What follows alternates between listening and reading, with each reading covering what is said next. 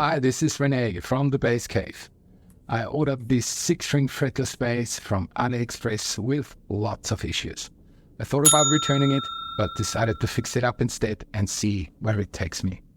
Would have been a shame to send it all the way back to China only to end up in a landfill. Disclaimer, I'm not a luthier, I'm a bass player. But I love finding, tuning, fixing and modifying my instruments to the way I like it and can get very creative and determined about it. Let's start with the good of this bass. The woodwork looks pretty spot on, almost perfect lamination. Neck is just right in terms of thickness, feels very playable and smooth, and even sports a double truss rod. The single pickup was placed exactly in the spot where I wanted it. Overall, the instrument is well balanced, doesn't tip over, has a good body shape, and feels light in weight for a 6-string, a bit more than 4 kilos. Now the bad. We really can't speak of a mature instrument, actually not even a working one. Electronics, if you get it to make a sound at all by pulling out the cable ever so slightly, the noise and sound is just atrocious.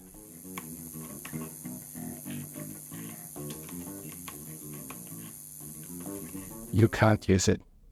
Next up, the nut is way too high. It's almost impossible to play the first position, and the plastic it's made of seems suspiciously soft. Next, the position dots are wrong. They are in the spots usual for a normal fretted bass, but not for a fretless without cheek lines. They need to go where the fingers are. I wondered why the harmonics are all strange. The dots are wrong. And lastly, right at the edge of the fretboard, the varnish has bubbles, cracks, and chips off in a few places. Also, the edge of the neck feels very sharp and pointy. What a mess! But all seems fixable and feasible and fun. Let's see if we can get this bass from zero to hero. Let's get started. This video should be mostly about the sound samples coming up. I quickly run you through the fixes and link to earlier videos. Count the bells. I start with a personal extra and centerpiece. I will epoxy the fretboard in black. Because of the black matte look, resilience, the strings work less into the wood, and I believe the sound is better. Pretty involved, link is here. When working on the neck, I made an interesting discovery. The factory glued 2 pieces of wood together for the fretboard, one of them being a very pointy triangle, which explained the varnish marks where the 2 pieces meet. Very questionable, gives you an impression how those AliExpress factories operate. The epoxy job, however, smoothed it over. Now let's sand down the edges to take care of the varnish marks and make it smoother. The wrong position dots need to be painted over. After having tried many paints and dyes, black permanent marker is the easiest. Drawback side, bleeds over a little when you tape it off, and it's less permanent than you would hope. Adding the position dots, I use acrylic color to give flexibility for finding the perfect spots. For now, I take the fret marks from a bass with the same scale. I've corrected it since, by the way, use your ears. Now fix the electronics. I completely gut the instrument. Pickups, tuners, cables, battery compartment, jack socket. All that is left is the grounding cable coming from the bridge. Next, I have to extend the pickup cavity a bit. The new pickup is slightly larger.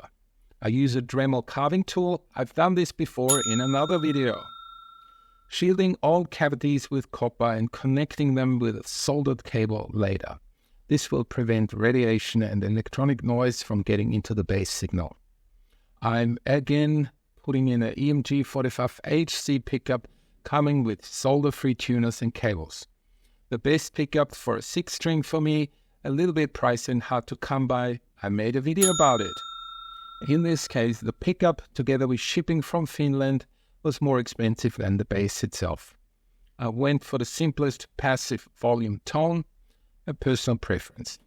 The only thing I could fault with the EMG, it is hard to get the bar positioned straight and leveled with 2 screws only. That's always a bit of a drama. Now my least favorite part is soldering. I just don't like it. The EMG can be installed solder-free, but I had to connect the copper shielding with the ground and put in a new long barrel jack socket, purchased from Amazon for just a few bucks. The annoying bit is those parts don't come with instructions. a bit of a trial and error which cable switch. And did I mention I don't like soldering?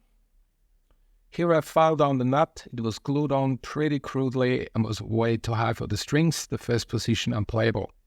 It is a matter of taste how deep you want to file it. I have basses, also double basses, where it is leveled with the fingerboard or even beneath. I recommend making it a multi-step process, file, try, repeat. There is no undo button. Also, strings react differently. Some are more flexible, thinner strings feel slightly lower.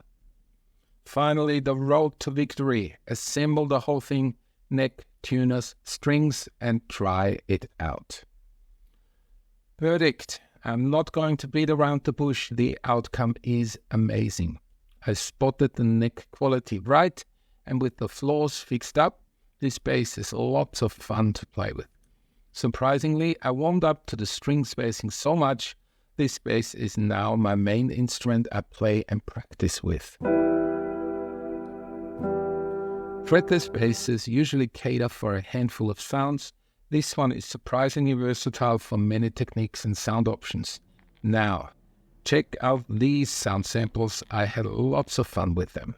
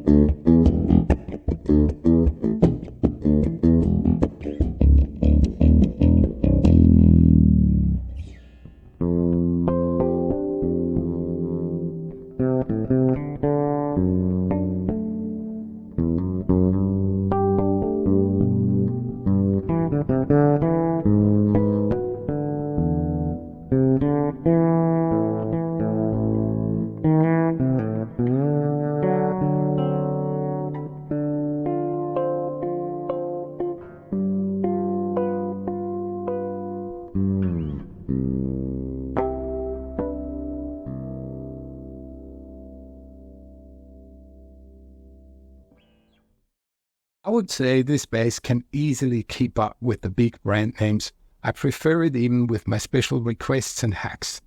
I would not dare doing that on a $2,000 plus instrument. All up, I stayed well below $1,000. I found out later this bass has a striking resemblance with a Brazilian bass model called Rainbow KF from De Oliveira, and walks the fine line between knockoff and counterfeit, which is a shame as they could have easily made a plain generic model by leaving out a few optic features. Let me know what your experiences with AliExpress instruments are in the comments. Love to hear interesting stories. Over and out from the Bass Cave. And in my dear countrymen's words, do it now! Subscribe! Now!